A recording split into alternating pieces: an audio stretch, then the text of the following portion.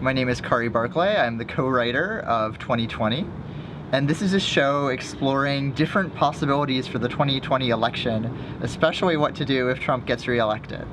I think the last presidential election really caught me off guard. Of a lot of the folks I knew were not expecting Trump to get elected, and were sort of devastated.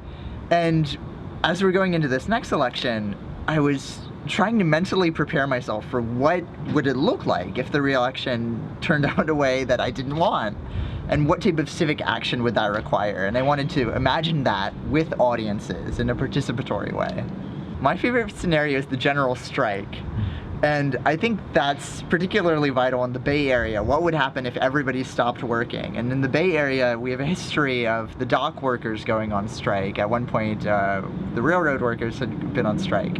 And by shutting down the whole infrastructure, they were able to exert political demands, and with historically large freedom struggles.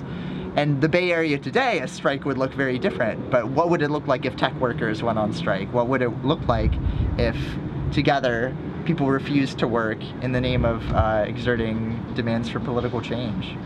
The way the scenarios work is we start the play every night with one beginning, which is election night 2020. The returns come, and we're greeted with a couple, Anna and Sosha, Anna the anarchist and Sosha the socialist. And they are getting ready to get married, hoping that things turn out in their favor this time around.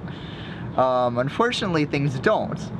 And so we have the choice of 8 different scenarios for what happens if the president gets reelected, and the audience gets to choose between those 8 scenarios.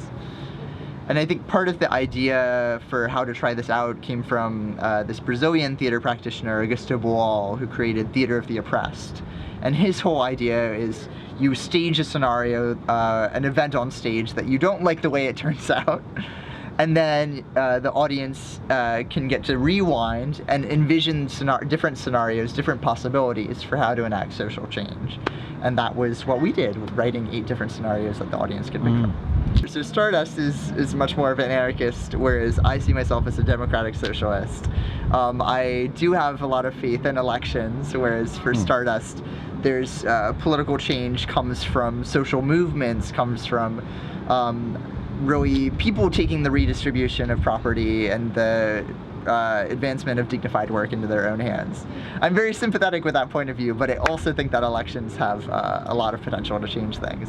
And so in writing the show, Stardust and I would have debates, and one of those we recorded as we went along, just having a debate in a coffee shop, and then we're able to transcribe that and turn it into a part of the show in which the actors are physically fighting each other, the anarchist and the socialist, having a sparring match. And I think there's so much overlap between anarchism and socialism as well. And just, I think once you, it's a question of means versus ends, I think, in a lot of cases of, I think democratic socialism enables people to go on strike and take worker power and incorporate change through non-electoral means. And then anarchism enables people to fight the military-industrial complex, which is like preventing democracy, true democracy, from taking place. So I think through our debate, we've helped somewhat dissolve those borders. Even if 2020 fails and does not turn out the way we want as an election, that there's still a lot of action that people can do. And I also, I think part of the job of theater is to stretch the political imagination and to think of things that seem beyond the everyday. We do go very much into the realm of melodrama a lot of times, and we want to take things to extremes, and I think comedy enables that too. For people to sort of expand their imagination, to envision different scenarios, and to discuss it with each other. Are romantic sexual relationships bougie? Are they bougie? Only if we try to commodify them, and if we try to treat them as sort of intimacy and love as a scarce resource, something that only can happen in the context of monogamous marriage. Then it becomes bougie. Whereas I think intimacy, connection, is something that is political and can be shared across a variety of solidarities and connections. That's great. Okay. And theater is there to ask questions, the answers of which are not always easy. And so I'm excited for the audience to fill in these scenarios with their own imagination and their own reflections about political change.